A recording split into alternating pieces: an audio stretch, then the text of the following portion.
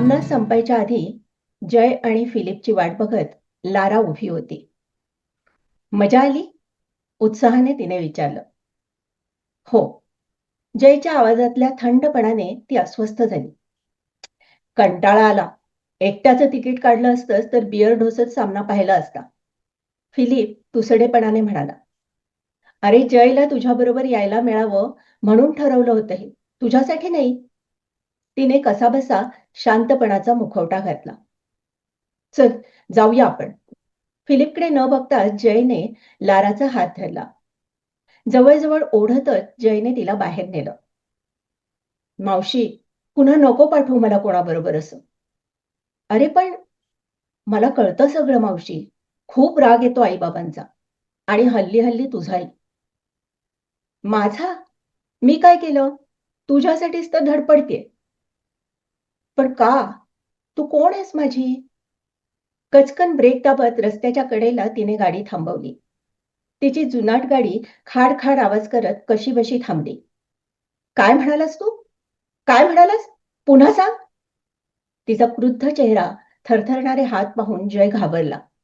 उत्तर दे. ती तारस्वरात किंचाळली. त्याला एकदम रडायला आलं, पण त्याने ते आवरलं. लहान थोडाच होता तो आता. ओरडू नकोस ना. चुकलं माझं. तू माझी कोणीच नाहीस तरी.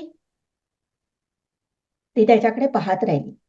डोळ्यातून घळाघळा वाहणारं पाणी पुसण्याचंही भान तिला राहिलं नाही. काही नाती रक्तापेक्षा मोठी असतात जय. माझ्या आयुष्यात तू आलास तेव्हा मी फक्त 18 वर्षांची होते.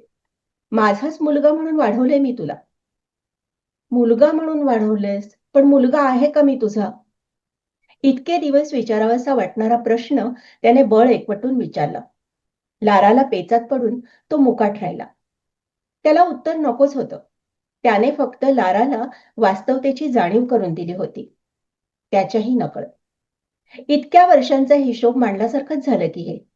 हेच ऐकण्यासाठी केलं का मी या मुलाला मोठं? रक्ताच्या नात्याच्या गोष्टी करणाऱ्या ह्या मुलाला कसं समजेल किती रक्त आटवलंय त्याच्यासाठी ते? विषण्ण मनस्थितीत ती भूतकाळात पोचली.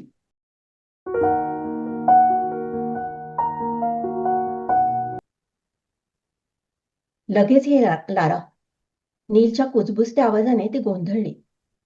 काय झालंय? तू ठीक आहेस ना? मी ठीक आहे, पण लिली जयला सोडून निघून गेलीये. हं? तिला धक्काच बसला. लिली जयला सोडून निघून गेलीये. तो परत म्हणाला. जय जेमतेम वर्षाचा आहे. अशी कशी गेली ती सोडून? तिच्या नवऱ्याने अडवलं नाही का तिला? तू ये ना लगेच. जय एवढंसं तोंड करून बसलाय. पोचते मी 10 मिनिटात. लाराने फोन ठेवला आणि ती निघालीच. काय झालं असेल? अशी कशी सोडून गेली ही जयला? तेही नीलकडे. काय संबंध हिचा नीलशी? पण बाकी कोण विचारतं हिला म्हणा. सगळ्यांनी संबंध तोडलेले. नीलकडूनच लिलीबद्दल काही ना काही समजायचं. नील आणि लिलीची लहानपणापासूनची मैत्री. लिली आणि फिलिप एकत्र राहायला लागले तेव्हा नीलने विरोध केला होता. त्यांचं जमायचं नाही हे त्याला पक्क ठाऊक होतं. झालंही तसंच. वर्षाच्या आत लिलीला जय झाला. तो झाला त्यानंतर किंवा कधीतरी आधीच फिलिप अंमली पदार्थांच्या आहारी गेला. काही दिवसांनी लिली देखील. हे बरं आहे या लोकांचं. जबाबदारी पेलता आली नाही की सुटकेचे मार्ग शोधायचे. तेही असे. आणि आता तर टोकच गाठलेलं दिसतंय. ती मनोमन वैतागली. पण जयची काळजी वाटलीच आणि नीलसाठी तरी तिथे पोचायला हवं होतं.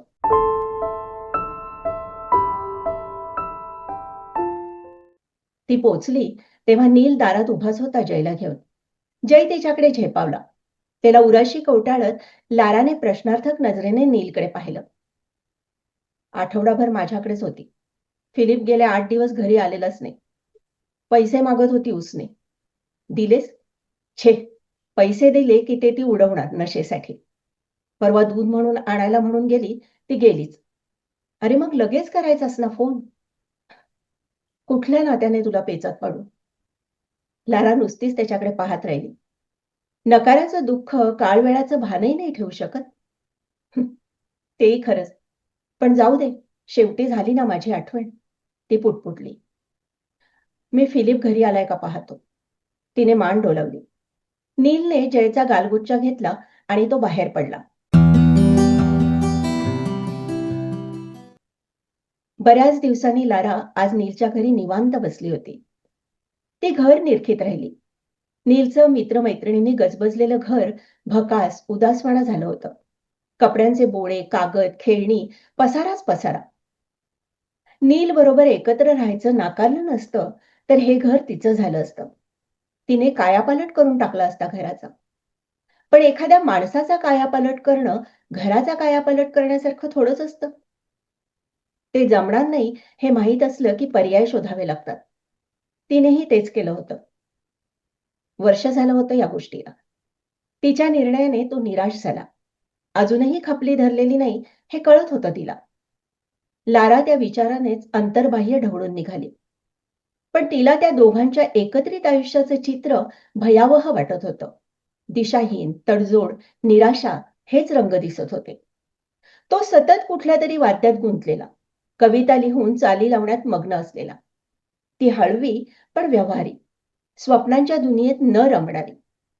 जगाचं भान नीलला कधी येईल असं तिला वाटलंच नाही. हायस्कूल नंतर पुढे शिकायचं नाही असं त्याने ठरवलं तेव्हा तिचे पाय जमिनीवर आले. हे काय काहीतरीच, कॉलेजचा खर्च झेपणार नाही मला आणि त्या शिक्षणात काहीही अर्थ नाही. अरे पण मग तू करणार काय? कविता लिहिणार, गाणी म्हणणार, त्यात सातत्य दाखवलं तर अल्बम निघतील, नाव होईल, पैसा मिळेल. ती बघत राहिली. कोणत्या दुनियेत वावरतो हा? विषयाची परीक्षा घेण्यासारखं आहे ते. यशाची खात्री कुठे असते लारा? पण म्हणून ते करायचंच नाही का? अपयश येईल या शंकेने तिकडे फिरकायचंच नाही. अरे आधी शिक ना तू, नंतर कर काय करायचं ते. खूप वर्ष जातील त्यात. पण मग अल्बमसाठी काय करणार आहेस? नॅशव्हिल गाठेल लवकरच. जम बसवायचा तर जावंच लागेल. माझं जाऊ दे. तू काय करणार आहेस? कॉलेज. आई बाबा खर्च करायला तयार आहेत. शिष्यवृत्ती मिळेल आणि मी नोकरी करेन जमेल तितके तास. त्या संभाषणानंतर नीलपासून ती हळूहळू लांब होत गेली. नीलच्या लक्षात यायला वेळ लागला नाही. लारा हल्ली आसपास फिरकत नाही हे त्याला जाणवलं तेव्हा तो तोंडावर आलेल्या कार्यक्रमात गुंतला होता. जवळजवळ महिनाभर तो भेटलाच नव्हता. आज शाळेचाच कार्यक्रम म्हटल्यावर ती आलेली असेल ह्या आशेवर होता तो. कार्यक्रम संपल्यावर तिच्याशी बोलायचं, विचारायचं त्याने निश्चित केलं होतं. पहिल्या रांगेत बसलेल्या लाराला पाहिल्यावर त्याला विलक्षण आनंद झाला. सरत्या संध्याकाळी अलगद कार्यक्रमात रंग भरत गेला.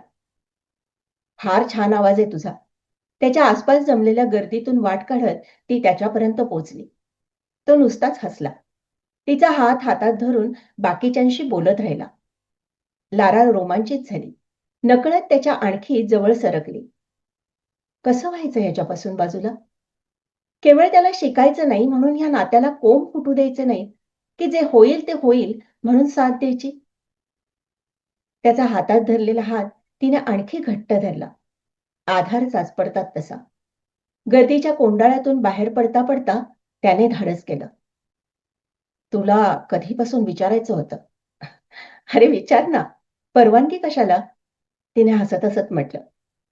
"अ, अपेक्षेप्रमाणे उत्तर मिळेल की नाही ह्याची खात्री नसली की होतं तसं." तो म्हणाला. मग अशा वेळेस विचारूच नाहीये. त्याने चमकून तिच्याकडे पाहिलं. पण तिने ते सहज म्हटलं असावं. निदान तिच्या चेहऱ्याकडे पाहून तरी त्याला तसं वाटलं. "अ, एकत्र राहूया आपण?" "नील?" ती चमकली. गडबडून म्हणाली, "अरे, मला वाटलं होतं तू लग्नाचं विचारशील. एकत्र राहूया काय? गावभर चर्चा होईल एकत्र राहू म्हणे." "लग्नाचं विचारलं तर तू शिक्षणाचं कारण पुढे केलं असतंस." "अरे पण म्हणून एकत्र राहूया असं विचारायचं?" "आपण दक्षिण भागातले लोक असेच. नवं काही स्वीकारत नाही. एवढा काय बाऊ करतेस? एकत्र राहिलं, पटलं, जमतंय असं वाटलं तर करूच ना कधीतरी लग्न. नाही तर व्हायचं मग बाजूला." तिला हसायलाच आलं. "नील, अशा राहण्याला काहीही अर्थ नाही.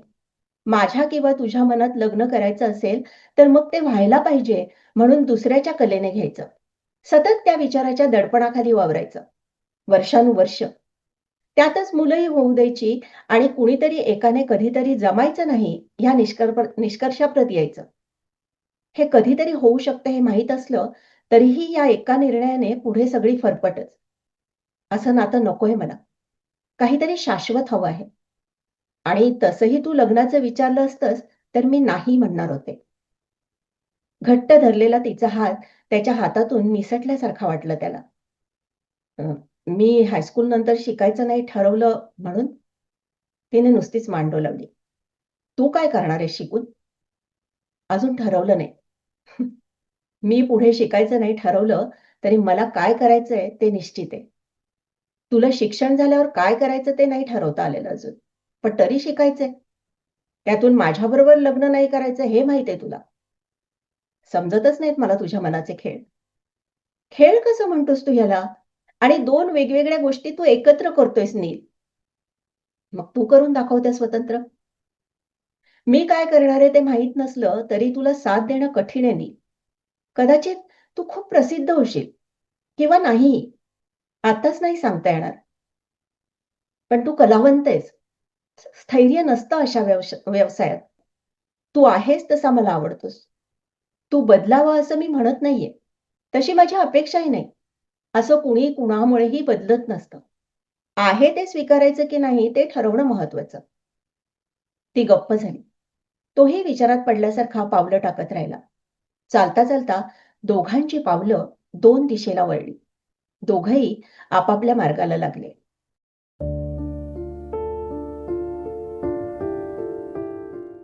जयने चुळबुळ केली. मांडीला रग लागल्याचं तिला एकदम जाणवलं. त्याला आता उठवायला हवं होतं. ती त्याला अलगद हलवीत राहिली. तो जागा झाला पण रडणं थांबेना. लिलीला शोधत असेल? नक्कीच. आईचा स्पर्श समजत असेलच त्याला. त्याला उचलून घेऊन ती बाहेर उभी राहिली. नील येताना दिसला तसा तिचा जीव भांड्यात पडला. काय झालं? फिलिपला शोधत फिरत होतो. सापडला? हो. तिने आशेने नीलकडे पाहिलं. जय ही लिलीची जबाबदारी आहे असं म्हणतोय तो. हं. पण आत्ता न्यायला नाही आला? वेळ नाही म्हणाला. मग? मला आत तरी येऊ दे. मी माझा आवरतो आणि आपण बाहेर जाऊन खाऊन येऊ. मला घरी जायला हवंय. काहीही न सांगता बाहेर पडले. वाट बघत राहतील घरी आणि उद्या कॉलेजही आहे. Lara, please. बरं चल, खाऊन तर येऊ, मग बघू. जयला सांभाळत खाता खाता दोघांचीही त्रेधा तिरपीट उडत होती. जय नुकताच चालायला लागला होता. त्याला एका जागी बसायचंच नव्हतं. मला परवा कार्यक्रम आहे. नील म्हणाला आणि पुढच्या कल्पनेने लाराला घाम फुटला. कुठे? बाहेरगावी. अरे, मग तू काय करणार जयचं? तेच समजत नाही मला. लिली माझी जीवाभावाची मैत्रीण आहे. अशी निघून जाईल अशी कल्पनाही नव्हती केली. अंमली पदार्थांच्या आहारी गेलेली माणसं कल्पनेपलीकडची असतात. बेभरवशी. आपण असं करूया, इथून फिलिपकडेच जाऊया सर. जयला सोडू आणि मग मी जाईन घरी. लारा, जयला नाही सोडता येणार घरी. का? तो तुरुंगात आहे. तुरुंगात? तिला धक्काच बसला. काय बोलावं हेच सुचेना. तू तुरुंगात गेला होतास त्याला भेटायला? तिने आश्चर्याने विचारलं. मग काय करणार? पण भेटीची वेळ ठरलेली नव्हती. त्यामुळे भेटूच देत नव्हते. जयचं सांगायचं नव्हतं मला तिथे. नाहीतर समाजसेवी संस्था येऊन ताबा घेतील त्याचा. अरे पण मग काय केलंस तू? फिलिपची आई आजारी आहे म्हटल्यावर बोलायला दिलं त्यांनी माझ्याशी. मग आता? तू थांबतेस? थांब ना. नील एकदम काकुळतीला आला. ती काहीच बोलली नाही. लारा, अरे अशी कशी राहू तुझ्या घरी? पण मी नसेनच ना. मला उद्या सकाळी निघावं लागेल. 2 दिवसांचा प्रश्न आहे. नाही म्हणू नकोस. इथे येऊन नाही राहता येणार मला. जयला घेऊन जाते मी पाहिजे तर आमच्या घरी. पण तो राहणार नाही. त्यातल्या त्यात माझी सवय आहे त्याला. अरे पण तू नसणारच ना. आणि 2 दिवसांसाठीच म्हणतोयस ना. तू माझ्याबरोबर घरी ये मात्र. मी असे एकदम नाही घेऊन जाणार जयला माझ्याबरोबर. तो हसला. अगं 1 वर्षाचा आहे तो. तुझा मुलगा आहे का असं कोणीही विचारणार नाही. तीही हसली. ती दोघं खरंच जयला घेऊन लाराच्या घरी पोचली. लाराने जयबद्दल घरी सांगितलं होतं. पण ती अशी त्याला घेऊन घरी येईल याचा अंदाज कोणालाच नव्हता. छोट्या जयकडे पाहून कोणी फारशी खळखळ केली नाही. तिच्या घरात आई-वडील आणि 5 भावंड. ठरवल्यासारखं सगळ्यांनी त्याला 2 दिवस थोडा-थोडा वेळ सांभाळलं. फार दिवसांनी त्या घरात लहान मूल आलं होतं. सगळीच रमली त्याच्याबरोबर. जय थोडासा बावरला सुरुवातीला. भिरभिरत्या डोळ्यांनी इकडे-तिकडे पाहत राहिला. पण मग रडणं विसरला. लाराला तर त्याला परत पाठवूच नाहीये असं वाटत राहिलं. नील त्याला न्यायला आला तेव्हा तिचा जीव थोडा-थोडा झाला. "आई, आपणच ठेवूया का जयला?" अपेक्षेने ती आईकडे पाहत राहिली. अगं, त्याची आई येईल ना परत आणि ती नाही आली तर वडील आहेत त्या बघायला. मला नाही वाटत कुणी येईल. लारा, अगं जेमतेम 19 वर्षांची आहेस तू. जयला ठेवून कसं करशील? कॉलेज, नोकरी, लग्न ते पुढचं झालं ना. आत्ता त्याला आपली गरज आहे.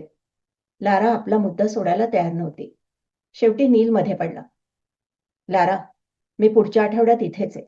जय राहील माझ्याबरोबर. लिली किंवा फिलिप आला तर जयला घेऊन जातीलच ते.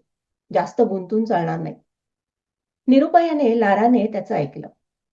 कॉलेजमधून आल्यावर नीलकडे चक्कर मारायला ती विसरत नव्हती.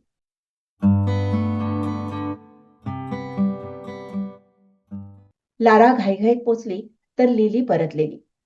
4 दिवसांनी.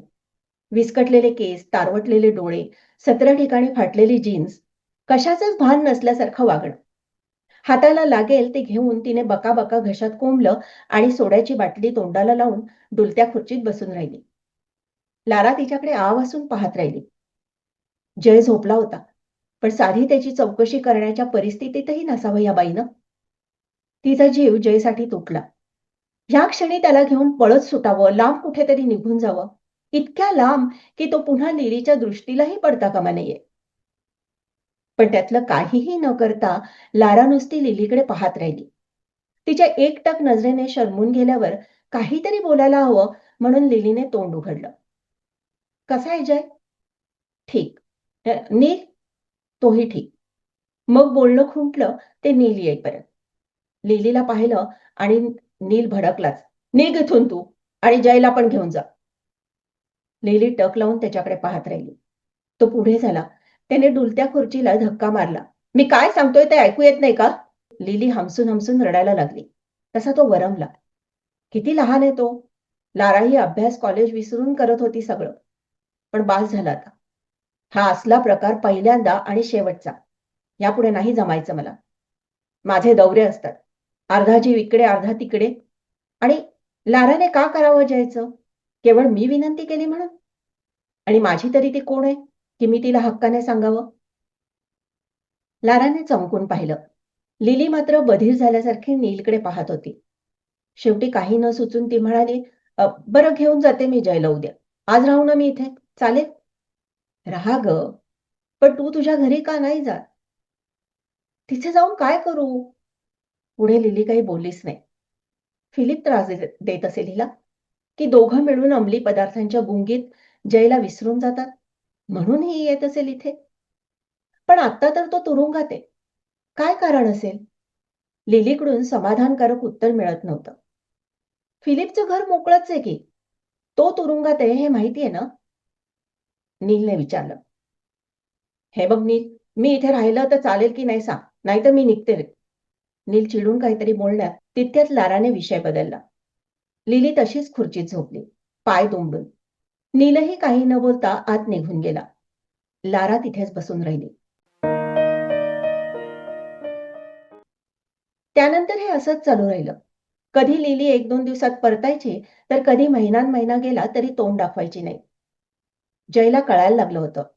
नीलला जयमध्ये गुंतून पडायचं नव्हतं. लिली आली की नीलने नॅशविलला निघून जायचं पक्क केलं. तो तिथे नाहीच म्हटल्यावर कुणाच्या भरवशावरती सोडून जाणार?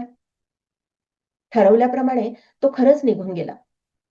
आता तरी लिली मार्गाला लागेल, जयमुळे तिचं आयुष्य बदलेल, असं लाराला वाटलं, ते लिली जयला तिच्याकडे सोडून जाईपर्यंत. नाही म्हणू नकोस लारा, मी आता तुझ्याच भरवशावर आहे." "अगं माझा जीव तुटतो जयसाठी, पण मला नाही जमणार. नातेवाईक असतील ना तुला?" लाराच्या जीव तोडून बोलण्यावर लिली हसली. "नातेवाईक कुणी मला दारात पण नाही उभं करत." मग तुझं तू ठरव बाई. माझी नोकरी सुरू होईल लवकरच. मी कुठेतरी दिवस काढेन ना. जयला रात्री तुझ्याकडे राहू दे. माझा भार नाही टाकणार तुझ्यावर. एक विचारू लिली तुला? लिली नुसतीच तिच्याकडे बघत राहिली. तू दत्तक का नाही देत जयला? कोणाला देऊ? मी अधूनमधून त्याला भेटते तेही बंद होईल. हो, पण त्याच्या दृष्टीने तेच भलं असेल तर करायला हवं ना. तू घेशील दत्तक त्याला? लिलीच्या अचानक आलेल्या प्रश्नाने लाराच्या काळजाचा ठोका चुकला. मऊ लागलं म्हणून इतकं नको उकरू लिली. लाराने काहीतरी उत्तर द्यायचं म्हणून म्हटलं. लिली ओशाळली. तो नाहीतरी तुझ्याकडेच असतो ना म्हणून म्हटलं मी. अ, तुझाच झाला तर तुटणार नाही ग तो माझ्यापासून. हं. लवकरच काहीतरी निर्णय घ्यायला हवा. लारा जयला दत्तक घ्यायचा निदान विचार तरी करेल या आश्वासनाने लिली खोलली.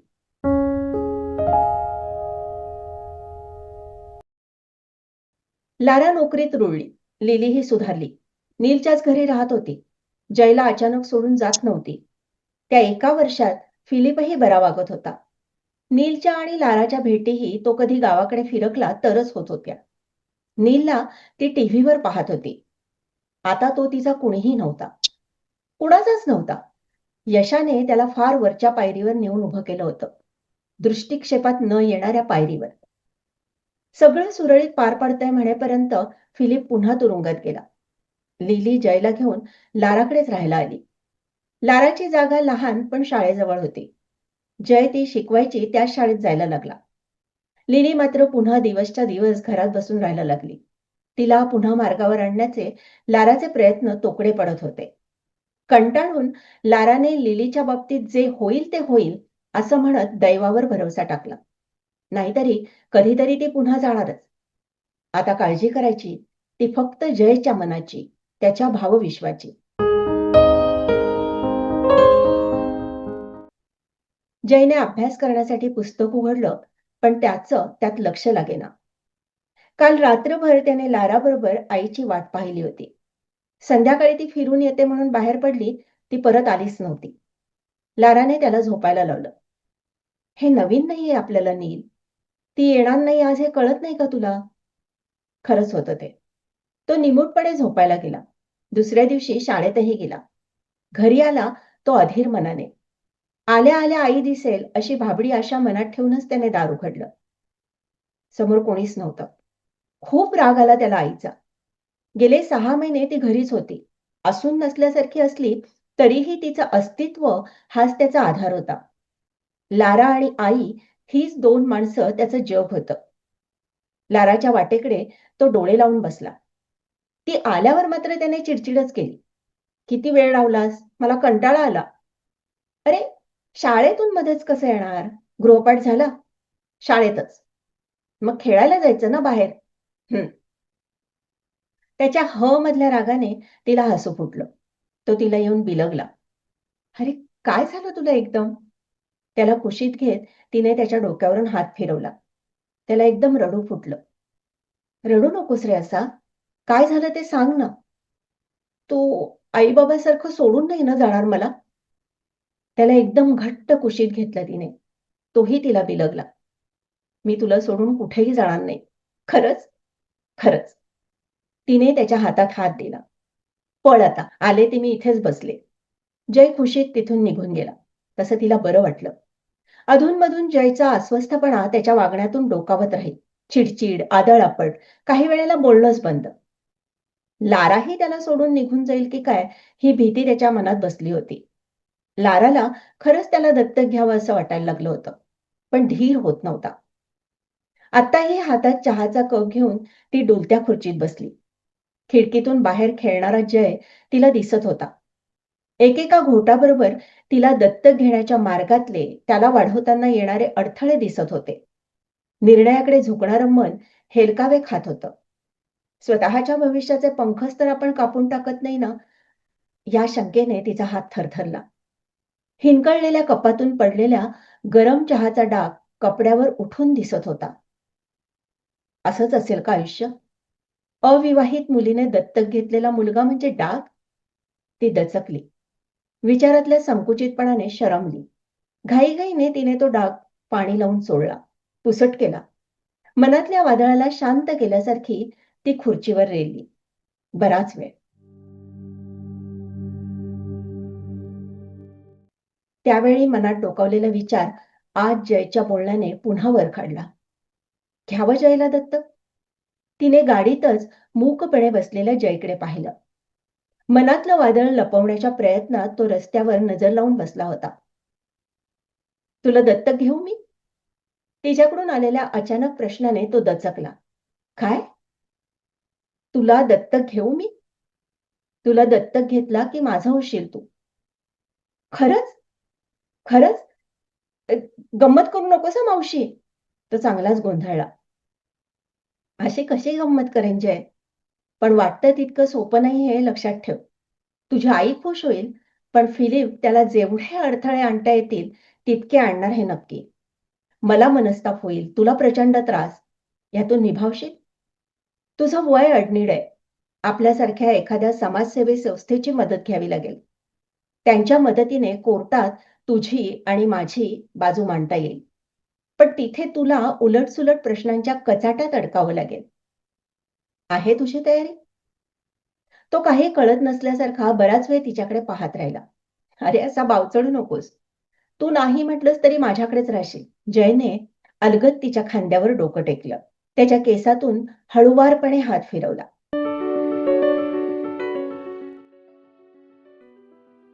काळोखाने घेरलेल्या गाडीत लांबचे दिवे तिला प्रकाशाच्या दिशेचा मार्ग दाखवत होते. गाडी सुरू करून आता तिला त्या दिशेने मार्गस्थ व्हायचं होतं.